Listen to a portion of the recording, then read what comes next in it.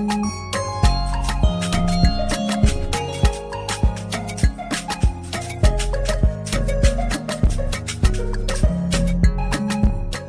everybody. This is Paul Herman, the Prince of Motivation and host of Zaka Presents My Journey. We're creating this vulnerable and positive platform where you can get inspired and motivated from different leaders from our community. Today, our guest is Munya Choga, who is a principal solution consultant at LinkedIn. How you doing, Munya? I'm doing all right, Paul. How are you? Happy Friday. Happy Friday to you too. I know that obviously today is a day I'm looking forward to our interview. I just want to kind of like, before we dive into, this whole interview, I know there's a lot of great things from your entrepreneurship to your nonprofit to the companies that you worked for previously and your like where you are currently right now. If anything, could you just tell the listeners right now a little bit of your journey, coming into America and where it started? Yeah. Well, I mean, my journey coming to America, honestly, it's started off as a dream, right? So I think I was 16 years old. And I went to a parochial school. So I went to a Catholic boys' school out in Zimbabwe. So I was 16 years old, thinking about what I was going to do with my life. I really loved the idea of, having boatloads of money. And so the first thing that came into my mind was, hey, what would it be like if I became a big shot Wall Street banker? So that's when the journey started. And just having conversations with people, with friends, some who had gotten scholarships to come and attend university in the US. Just getting that information, I think, it's all about the people that you surround yourself with. And from my end, I got help from my own community. I joined a library that was based in Harare in Zimbabwe, where I got information about colleges and universities in the US. And so that journey to kind of prepare for my SATs and so on and so forth, right, was something that in part came from the community, but from myself as well. I didn't have the money to attend university here, so it was like a make or break decision of whether I got a full ride scholarship to come and attend university here. That's what actually determined whether I was gonna, make my American dream come to light. And so I was fortunate to land a scholarship to attend the college that I went to. So I went to Gettysburg College down in South Central Pennsylvania. And from there, I think that acceptance coming to the US was the beginning of my journey. Being in Pennsylvania, a couple of hours from New York. So I think I was like, a couple of hours to attaining my dream.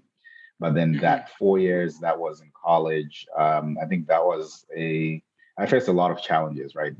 I think you talk to a lot of people who come to the US or immigrate to the US. I wasn't immune to any of those challenges, culture shock, adjusting to a new education system, trying to navigate the difficult job search process, paired up with, I think it's more, challenges on or restrictions on student employment in the US.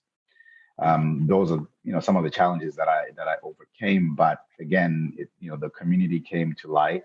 I had professors, I had mentors, I had advisors, I had friends that I met along the way. I did make some mistakes here and there, but thankfully, I managed to find, employment opportunities, internships, volunteer opportunities that ended up opening up those doors. So my first, crack at getting into corporate America is I actually landed my first kind of big internship at Goldman Sachs in my junior year in college. But again, that was through a mentor, a Black professional who had seen potential in my story. I had actually interviewed at Goldman Sachs in my sophomore year. I didn't know what Goldman Sachs was. I just knew that it was a bank and I wanted to work there. But I wasn't prepared for the interview. I did not know or conceptualize what it took to actually, land an internship at a big company like that. And so I obviously bombed my sophomore interview, and this gentleman called me up. After I'd gotten my rejection, I asked for feedback from the recruiter, and the recruiter basically told me like, "Hey, look, we really liked you, but it didn't look like you were actually prepared." And this gentleman called me up afterwards, and he said, "Hey, man, I'm just calling to explain to you why you didn't get the job." And for me, that struck me, right? Why would someone care about, guy from Zimbabwe who, doesn't have anything to offer? At least that's what I thought, right? So it was really that mentorship connection, and this guy just taking me under his wing, him just literally teaching me the things that I needed to know. He basically told me exactly what I needed to know. And for me, I felt like that's, it was a burden that I now have towards giving back, right? Long story short, I landed that internship in my junior year. That guy ended up interviewing me in my junior year. So I The had to same try guy. really hard. Yeah, the same guy, right? He Oh, calls me wow. the day before I jumped into the interview. I'm checking into the hotel, and he's calling me up. He's like, "Hey, man, like I just saw the people that I'm interviewing tomorrow, and you're on that list." Wow. So Wow. Full circle. yeah, full circle, right? Full circle. So I feel like at the end of the day, it's you can't have a story and it being independent of other people.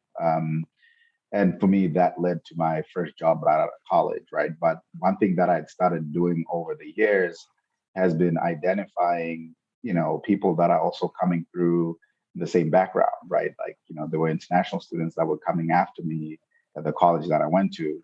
I had figured out certain things. Hadn't figured out everything, right? Like I figured out some things that I could help pass along. And so naturally, I just started mentoring people over the years. And that's where, with my moving, my first job was starting off as a software engineer at Goldman Sachs, and then I moved to a small ad tech company called AppNexus, more into like the consulting space. I love talking to people. I enjoy making connections and just like building community. And I felt like I could take my technical skills and really bring them at the front lines of business, right? So that's why I moved into consulting, where I've been there ever since. So I was at AppNexus for about 4 years, and I moved to Facebook for about a year or so before I jumped into my current role right now at LinkedIn. But if I'm sort of like to reflect and look back, it's all been people, right? I have had Mm. people behind my back and who've been holding me up as I've been standing on the shoulders of giants. And so at the end of the day, my wife and I met my wife in 2015, got married around 2017, Is she from and Zimbabwe as well, too? she's from Zimbabwe too. So I kind of cheated. I met my wife at my best friend's wedding. So I then convinced her to pursue the American dream as well. So when she moved to study back in 2018, she kind of faced the same challenges that I faced, right? And so, like at the end of the Mhm. day, I got a little bit frustrated thinking about the fact that I came to the U.S. in 2008, and then 2018, I'm still dealing with the same challenges that I faced. And so, after my wife graduated in 2019, we just kind of sat down and said, "Hey, look, none of this makes any sense." We also started to get through the process of moving our family over to the U.S. And so our siblings and cousins, right? Like they will be going through the same challenges. And so we just thought about how many other people out there who are in that similar situation who need help. So being the engineer that I am, we kind of started off with just like floated around a couple of surveys in some of the immigrant groups and communities on social media, and just got Mhm. feedback from people like, "Hey, do you think this is a problem?" Right? And so that's where Career Pal started. It just started from just a passion to try to give back and help out folks who are facing kind of employment barriers, but particularly from an immigration standpoint. But at the end of the day, we do support all students, we support young professionals, we support anyone really who comes through our doors. But our main True. focus is really to help immigrant students and immigrant professionals to overcome that barrier of, how do you find a job that sponsors your employment for you to stay in the US, right? Mhm. That's a big Because thing. That's a big thing. A lot of people, um, a lot of people are sent back to their countries because yeah, they don't have the resources or the tools to kind of make that thing happen, right? And it's like, where do you go exactly. to find that information? And you could go on the internet, you could search for days, you could search for weeks, but you can't trust everything you find on the internet. And I think Exactly. something that, I know the listeners definitely did Mhm. hear it a lot in your voice and when you were speaking on it. You said standing on the shoulders of giants. I feel like in your journey, from just hearing about it just right now, a little bit more from you directly, you could hear that, throughout your journey, you always had someone you could actually like talk to or lean on. Mhm. You weren't afraid to ask for advice. And instead, you said that clearly in Yeah. that interview you had. You were like, you know what? At the end, I went to find out a little bit more about how I did, right? And I Yeah. think as any immigrant coming over to the country, coming over to America or any country in general, right? You need to take Mhm. more initiative. You have to become your own leader, True. right? And coming True. from Zimbabwe to where, to from your academics, like the language barrier to the culture barrier as well too that you might have faced, you still look at adversity in its eyes and said, look, I'm still moving forward, but I'm not moving True. forward by myself. I'm going to move forward with a community. They always say Yeah. it takes a village to raise a child, right? And I think that's and more 100%. than, I believe it's an African proverb that I've heard several times, and obviously we all have heard Yeah. it. Could you tell me a little bit more about like your upbringing in Zimbabwe? Like, how did you get this mindset? Like, it apparently seems that you have this hunger inside of you to be successful. Like, this, I know Yeah. that sometimes a lot of people's names mean something. Does Choga mean anything? Choga actually doesn't mean. Pretty sure my dad will think differently, but I don't think it means anything. My first name, though, and then I'll kind of answer your question. My first name actually means God the Comforter. So I was born and raised in a Christian family, and my mom is the one who really kind of like instilled some of these values in us. I think if you were to talk, I'm the last of five kids, and I could just like trace and see everyone's actions really stemming from what my mom instilled in us. And over the years, my dad also has been that voice of light. So my mom passed away when I was actually 12 years old, but I actually learned a whole lot from her. And I think the three things that she taught me were, I think three values that she instilled, right? Like this faith, hope, and love. Um, at the end of the day, love is what breaks barriers, right? And then love is also what drives us to do what we do every day. We Hmm. love our family, we love our kids. And hey, if you believe in a world where everything needs to be fair, love is a part of that, right? Despite color and diversity and languages and everything in between. So I was blessed that I this spent that first 12 years of my life with my mom. Um, and when she passed, right, things change. Life happens, and at that point you start thinking about, so what is my life going to be? Does your life end because someone is no longer around? Hmm. But as well, you think of the legacy that someone has actually left. And so, if I'm probably to say, my driving force every day is to probably make my mom proud. I know she's somewhere out there looking down, smiling. But as well, it's also to think about the values that she instilled in me and how I can essentially make the world a better Hmm. place. And so, Wow, um, wow, you know, wow, wow. yeah. You're going deep right there. You're going deep right We there. can I go like deeper, but that's I like that's pretty that. much it, man.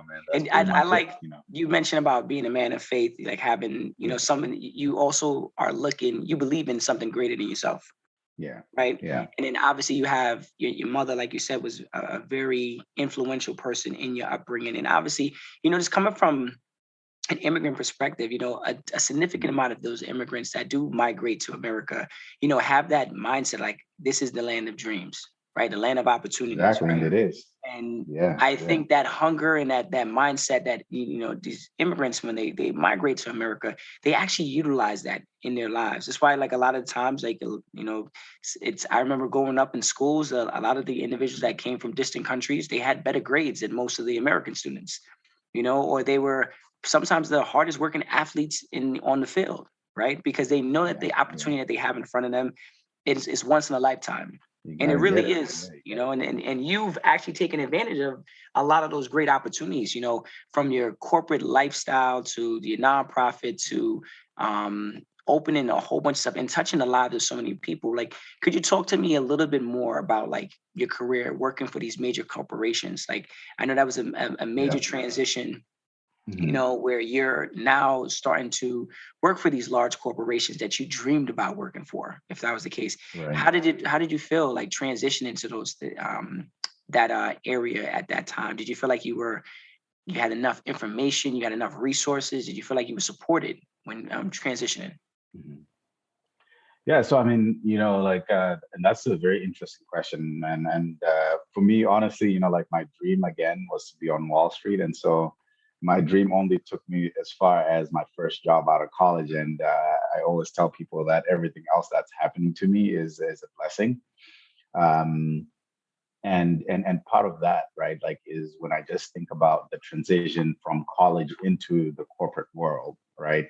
You have these ideas of how the world works, or you think the world is gonna, you put in a lot of work into something, right? Like, hands on keyboard, you put your head down, and you grind it out, and you hope and expect that you're gonna get a promotion, or you're going to get opportunities and doors opening up to you, right? So I kind of caught myself in a situation where it was just like that wasn't true. That wasn't the case, right? And at some point, I hadn't nurtured the relationships, right? I spoke about the gentleman who kind of took me under his wing when I was figuring out how do I get a job, right, to get into the industry. I hadn't really kind of reached out to him, hadn't really developed and nurtured that mentorship once I started at the company, right? And that's one kind of mistake that was on me, because I think a lot of the times, and I think a lot of people find themselves in this situation, right, where they purely think that, if you're really good at coding, or if you're really good at whatever skill it is that got you into a job, that's what's going to get you to the next level. And that's not the case, right? I think developing authentic relationships and building that network, that support system.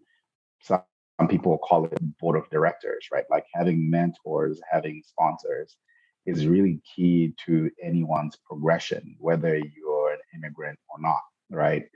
And I didn't invest in building those relationships early on in my career, and then when I started to see myself hitting these ceilings, right? Because being a black professional, and not, yeah, being a black professional period is hard, right, in corporate America. And if you don't have that community of people who are speaking life into situations or challenges that you face, you can be demoralized, right? Like, you can actually think that you're probably not supposed to be in the places or the spaces that you're in. um, and so I think for me, it was just like the first 4 years of my career out of college were really just more of that, hitting some roadblocks, trying to figure out how to overcome them, and really knowing and understanding what my value was, right? I did question myself a lot, because when you get into these rooms or in these spaces, you're the only one, right? Like, and you're wondering where are the other black folks, or where are the other, diverse folks, right? Um, and at some point, right, like, got into a planned mentorship, and I think for me that was my saving grace, right? Got into this mentorship relationship. Again, you have, it doesn't have to be another black person, right? Mhm. The mentor that ended up really changing my perspective and like really looking at my career from an objective standpoint was a white dude from Brooklyn, right? Guy who lives out in Long Island now. But the first conversation that I had with him around just how to think about my career, he mentioned a couple of key things, right? Which I then have used since my first job up until where I am now, right? Know your value, right? Understand what your skills are, know what your superpower is, and then leverage that to progress. Um, and don't be afraid to talk, right? Don't be afraid to talk. I come from a country where we have a, it's almost like how we go about things is like you speak when you're spoken to, right? Mhm. And so we're very super respectful for elders and everything like that. But then if you take that into corporate America, whilst that might be a respectful thing, it's not good for your career, right? Like, you're not going to be able to progress. And so it's understanding the environment that you're in and identifying the tools that you need to then progress. And so at the end of the day, I really then started when I got that wake up call I realized relationships matter, right? Invest in those relationships because it doesn't really matter what you know. Um, and it's in those relationships where you have these people who, if you're going to be talking to someone who's been working for 20 plus years, they obviously have more experience than you, right? So be humble, right? You only know what you know. So be humble, build relationships, as well as investing in the skills of what the job is about, right? Mhm.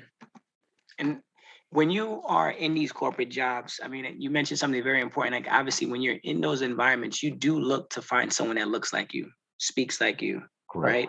And as you climb up, sometimes in corporate America, you might separate from that type of individual, right? And then you're like, I don't know if I could talk to this individual. I don't know if I could relate.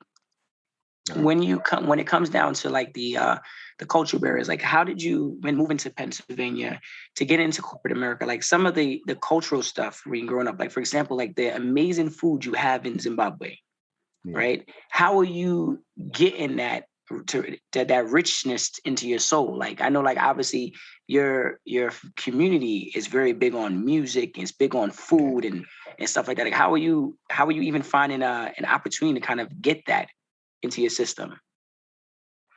Yeah, I think in terms of the community, honestly, I think it was a matter of like, I kind of cheated my way in. As I mentioned before I came to the US, right? Like I had friends from high school who were applying to come to college. So there were people that were already here.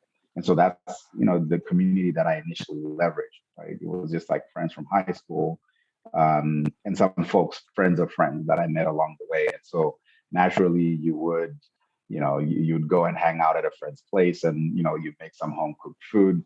May not be as great as what like, mom or aunt would make back home, but hey, it worked, right? It worked. It might have been a little burnt. It might have been a little burnt. It might have a little too much salt on it. But it's all good. We survived. But and like over the years, right? My aunt, my dad's younger sister, actually ended up moving to the U.S. Her whole family is here now, and when my aunt moved, that became better because I was just like, all right, cool. So Thanksgiving, I'm going over to my aunt's house. That's how I get the real Zimbabwe food. And you learn, man. Like you learn, you build. I think it's about building, not just building a professional community, right? Like, but also within just like in your social spaces, building that social capital. Um, and so, if I'm kind of thinking of African immigrants in general, right? Like I think Nigeria and Ghana are probably the most common immigrants that you find from Africa, and Zimbabwe is not that much. I mean, it's like probably population 12 to 60 million people. So it's not a whole lot of us. But it's just like, leverage the few people that and then at the end of the day, that's how you build community one step at a time. Because I know when you far away from home and you get a little It's hard. homesick, you're like, wait, hold up. It's hard. You're like, hold up, I'm gonna fly Yeah. back. I'm flying back. But you have a dream and you obviously want to, Yeah. finish it off and you set a standard for yourself. How did you feel, Yep. coming from Zimbabwe, being the African American man that you are, like knowing that you Mhm. were not saying representing just yourself and your family, but you were kind of representing your community. You're representing Yep. a whole country, right? Yeah. Not saying that if you fail, that you wouldn't be coming back home to open arms, but the pressure Mhm. of being an immigrant coming in, to America and being able to be in True. corporate America and to live up to the standards of corporate America, but still have your own standards to stay there and Mhm. create potentially another pathway for somebody else. How did you kind of like manage that mental, to know that like The there's pressure. Yep. several people watching you, whether for your Yep. downfall or whether to be like, look, I need you to set a clear True. example on why you are, who you are. Yeah, man. I mean, and I'll say this, man. Like, a lot of it has to do with the mentality, right? I don't like to complain. I don't like to complain a lot. If I see something that's broken, I try to fix it, right? So it's like it's a mentality. It's a mentality. And I think what's the best way that I can like phrase this? And I'm sorry, do you mind like restating the initial part of your question so that I don't like go off track? Because I think it's a very great question. I want to make sure that I Got you. contextualize it. No worries. No, Yeah, I'm saying, like, how did you, obviously there is pressure in anyone's life every yeah, day of the week, yeah, right? How did you feel yeah, about representing your country, your community, yeah, your culture, coming into America, working in corporate America? Obviously there's a standard in corporate America, right? yeah. But, you didn't want to fail. You had a dream and a vision, but like, obviously there was people back home, Yeah. wondering about you and like, hey, look, could you create a pathway? Because what you're doing is actually Hmm. creating the stepping stones for the next person. You know, my Yep. father always says, your story is not your story. It's for the next person. Right. So Sure. you're taking this path, you're taking a significant amount of risk, financing, time. You Yeah. have all these things on you, on top of you, weighing you down, but you still manage to kind of like push through and obtain all these great opportunities and put your Yeah. best foot forward. How did it feel to have all of that on your shoulders, representing your community and your culture? Yeah. And yeah, definitely. I think it's just like it's hard, right? It's hard. But I have a firm belief, life, that you're as an individual, right? Like we face challenges, we face battles, so to speak, circumstances that are hard to overcome. And I have a firm belief that you are never placed in a certain circumstance or in a storm that you cannot overcome, right? You may not know how to overcome it, but it doesn't mean that you cannot overcome it. And one thing that I mentioned earlier on, right, like was, how my mom passed away when I was 12, right? A lot of the times in my community, right, like a mother is one who sort of like, holds the moral fabric of the household. Yet, obviously dad might be going out of work and hustling, right, and bringing the money, but the mom is the one who provides that stability, right? And so some folks probably thought that I wasn't going to make it, right?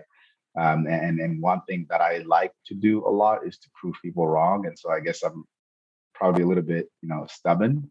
There's a part of me that says I can overcome any situation that I find myself in.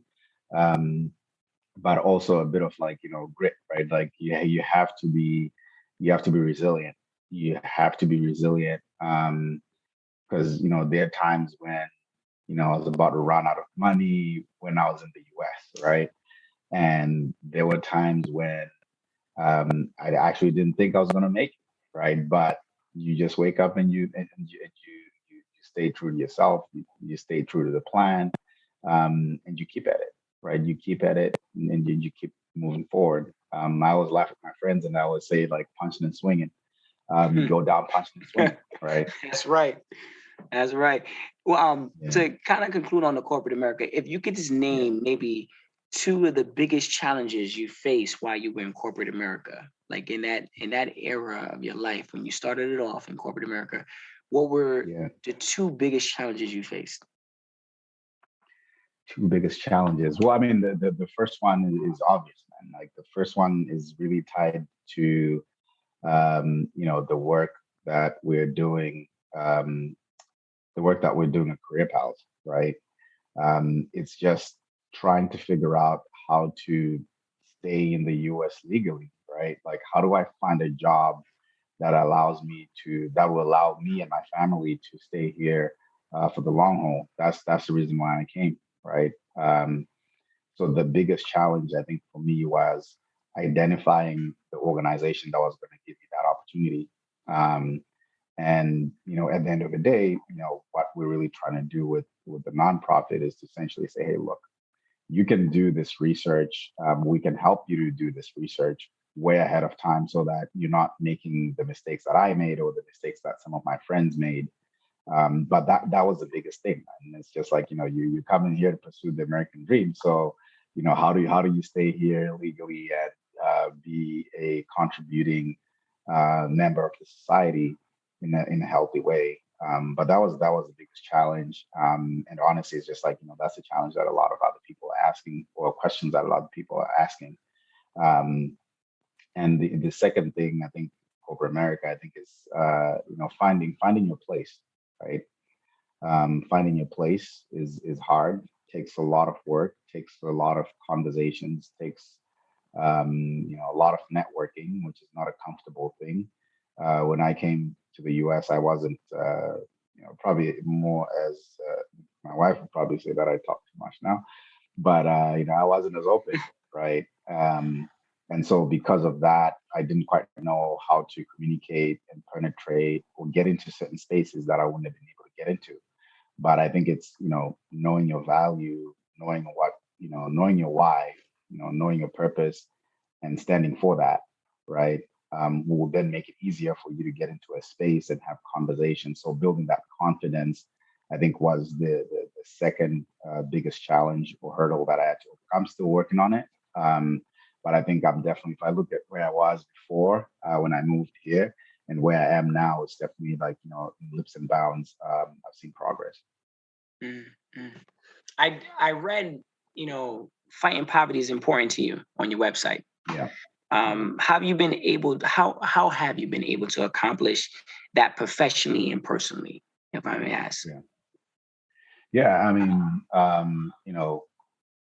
for me, right, if the dream was to like pursue this American dream that I've never been to this country before, right? Like, you read about this stuff in the news, you're like, oh man, like people get paid so much. Um, but part of that, I think it was just, you know, I wouldn't have been able, my father wouldn't have been able to afford the college that I attended, right? And so the first thing that I thought was, hey, and I would always tell my brother this, I was just like, yeah, you know what, I'm going to give a scholarship. I would always think, Canada or the US, right? But it was always, the US was always on top of the list. Um, it was then figuring out how to leverage what I had, right? I always think about like, you gotta swing whatever thing you have in your hand. That's what's gonna get you to the next stage, right? So I was just like, I think I can use my education to get to the next level, right? Um, that allowed me to get the opportunity to then come to the US, right? Someone else invested in my potential. Um, and yeah, so like at the end of the day, it was just like, how do you then leverage that personally, right? Like once I was here, I was like, all right, cool. Like I'm only a 4 hour drive to New York now. How do I figure out how to get there? He's like, Um, I'm going every yeah, weekend. exactly. I'm gonna talk to people, and I'm gonna figure it out, right? And I had, obviously you see people along the way, like, oh, you go into a small liberal arts school in Pennsylvania, people from this school don't get a job on Wall Street. I was like, all right, cool, so I'll be the first one, right? So um, that for me, right, is just like, figuring out, but I had to figure out to use the information that I had to get to the stage where I wanted to go. And so personally for me, I mean, my life would be completely different probably if I had, like stayed home, and probably like, gotten into like a very specific track, academic track or professional track that I was going to get into. Because, like a lot of the people that I talk to now in my network are also trying to move to the US now, right? And so for me, I'll look back and I'll say, all right, like I'm glad that I leveraged the education and the opportunities that I had back home to build myself up. But then now it's, with the community again, right? As I mentioned earlier, I can't say that I got to where I am because I'm super smart or whatever. That's not true, right? So how can I use that to benefit others? You Mm-hmm. start with your Mm-hmm. family. You start with your family, Yeah. right? Yeah. You know, so my I got my cousins out here. I got my wife's younger sisters. My wife is the oldest of in her family. It's like three girls. Everyone is out here, right? Like they're Yeah. grad Nice. school finished, younger sisters in junior college. And You. so it's investing. I'm a firm believer in like investing in education, right? You can give someone like $2 million, but if they don't know what to do with it, they'll probably just like spend it, right? So Oh, true. take folks, teach people how to fish. Is a common term that I always use, right? And so at the end of the day, I think it's investing, teaching my family how to fish, right? I came here, I'm out here fishing. I'm like, all right, cool. I'll teach you how to get your own fish so that I don't send you money. Right? You gotta work. You gotta work to And pay your own people bills. People get used to that. They're like, look, he's in the land of dreams, the land of opportunity. You don't mind sending Trust something me, home. man. if I was back home and someone's sending me $200, every month, I'll be chilling. That's right. I'll take the care package. But I don't believe in that. I don't believe in that, man. Everybody gotta pull their own weight. That's true. You gotta get your own fish, right? That's true. I know that you have your nonprofit, right? With everything that you have accomplished and all the things that we've talked about, right? How do you manage to launch a nonprofit, Career Pals? And can you tell us a little bit more about how do you juggle all of this? Yeah. The full-time job. Yeah. I know you have just have a newborn, and obviously you have your nonprofit. How are you juggling all of this and being successful? It's crazy. It's crazy. I think it's just accepting. And so for me, right, I've always had, I'm a builder at heart. I've never been just like really satisfied with like doing one thing. And so, um, even after I got into my first job, I would be like, I was like, yeah, why am I not satisfied, right? Like I would always be thinking about, how I can up level myself. And so I think over the years, I've just been accustomed to be always doing something, right? Like be working on some side hustle um, along the way. But, it's once you get married, once you start having, kids, now you have more responsibilities, right? But I think I had to be intentional. At some point, I found myself just not spending time with family, right? But then, the reason why we're all working is so that we can take care of our own, but also spend time, quality time with loved ones. And at some point, like I had to be intentional about my time and just thinking about, what are some of the ways that I can still be able to, do the day job, but do it well. Because, first employer was on your W-2, right? Like they kind of like own most of your time. But also how do I, uh, build this community and support other folks. And as well, right? Like in the process of volunteering, I also grow, I also learn, right? I've learned so much from just, helping other people. And with that, right, like I had to time box. I literally, like I always say, like, my day job is my full-time job and the nonprofit is part-time. And so I'm very intentional about like how many hours I put in. On average, I'm probably putting in like 20 hours a week on the nonprofit. But I'm always thinking, you know what, as long as I can, help out a couple of people, that's great. But how can I get more people on board, right? Like if I can get more people to donate maybe 10 to 15 hours a month, right? It means that I can now scale and help more people, but without necessarily, moving away from what I'm doing. So it has come through a lot with conversations and really thinking about like how I can impact more people without necessarily like working 24/7. But it takes a lot of time, and I'm kind of still figuring that out. But I think I'm in a much again. We started the nonprofit in 2019. I'm definitely in a much better place now, where you do things like at some point I was talking to students throughout the week, right? And at some point I was just like, no, I cannot just be focusing on this thing because we need to build a community, right? Like there's partnerships, there's relationships to build with colleges and universities, relationships to build with corporations, right? At the end of the day, we are really looking to be a bridge for, that kid that came from Zimbabwe who doesn't know how to navigate the system. How can I help them throughout their college career for them to get to the next step, right? But it's a combination of partnering with the college that they're going to, but also talking to the companies to say, hey, look, companies always say, oh, like, we don't know where the diverse talent is. And I'm just like, whoa, where are you looking, right? Like, I know a sea of people out here, so just being that bridge requires building partnerships, right? So at some point, I was just like, I cannot talk to students throughout the week. I'm just going to have a Calendly page and have office hours every Thursday, right? No, So smart, one and a smart. half You got to hours, know. you know. Yeah, you got to. So you have to be ruthless. I think like time management, Yep. like ruthlessly prioritizing what needs to be done, and then also having accountability, right? Like, I tend to think that in my marriage, we're in a partnership, right? And you, So I'm accountable to my wife, right? And I'll ask her, hey, look, do you think I'm spending too much time on this? But my wife is also like a side hustler, so she also has her own thing going on, and I'm like, all right, cool. How can I help you out?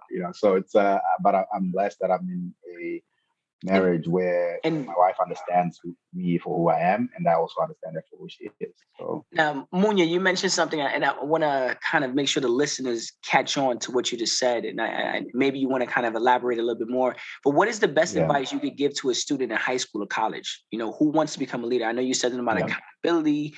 I know you talked yeah, about asking other people for advice, and then you talked about mentorship. You talked about a lot of great things in this yeah. podcast. What are maybe say two things that you Two would things. Two recommend things. for Yeah. someone who wants to be a leader? Um, Two things, man. I'm like three things. All right, two things. Invest in your skills, right? You want to be a programmer, right? Like you got to know how to write code. You want to be a banker, you have to understand how the financial markets work and the skills that are required for you to do the job that you want to do. Um, and the second thing I think is just relationships matter, right?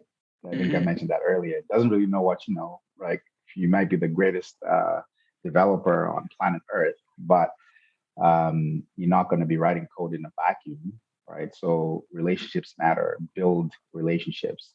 If I could do this all over again, right? Like I would have started building relationships the day I got off the plane, um, because it will be then be pairing up. You're good at something, right? And someone, then that someone is going to help you to open up the door to where you're trying to go. So I think those two things, man, build your skills, invest in authentic relationships, right?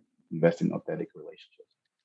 Munya, I think honestly, I must say thank you so much Yeah, for just sharing a lot of great and valuable information for these listeners, and even for myself as well. I learned a lot about, your history, your journey, and I'm yeah, very impressed with the work that you do. Your mother would be very proud of you. Just gonna add that. yeah, Very, very proud of yeah, you, all the work that you do. And throughout your journey, something I've heard throughout this whole conversation, you're always giving back. And I think that's yeah, something that as an immigrant coming into America, sometimes you got to think about yourself. You got to be selfish. You got to be like, look, what can I yeah, do to help me? What can I do to put food on the table? What can I do to create that next opportunity? You're creating these yeah, next opportunities, but you're also thinking about your community. You're thinking about your family. You're yeah, thinking about your friends. And you're thinking about the mindset and the principles that your mother had given to you at an earlier hmm, age in your life. So I commend you for yeah, the work that you do. The work that you do with your nonprofit is definitely impactful. And I know it's going to reach, yeah, the masses over and over and over, like times 10. I think those things are very yeah, important. Having someone that they could talk to, having someone that they can lean on is always a valuable thing. And I think sometimes a lot of people just, whether you're an immigrant or not, you might just not have that yeah, individual. And to have someone like yeah, yourself who's willing to be open and vulnerable about their story and how they and share the information of how they got there, I think that stuff is yeah. priceless. So I know the listeners that are listening right now, and also everyone here at Zaka, we just want to thank you again for being on the show and just giving us these words of advice and sharing your journey with us, man. It's been an honor. Yeah, and I appreciate the platform at the stage, and honestly, I think what Zaka is doing too, right? Like it's in some shape or form, right? Like you're sharing these stories so that they can inspire others, and so I'm also inspired by the work that you all are doing, and thanks for having me. Oh man, pleasure was all ours, man. We definitely will connect Yeah, about mentorship. We're definitely connected by yeah, having you back on the show again and hearing more about all yeah. the work that you got going on. So the listeners, if you want to hear more stories like Munya, check us out on ZakaConnect.com or follow our feed Zaka wherever you listen to your podcasts. Until the next time, Munya, thank you so much for joining us.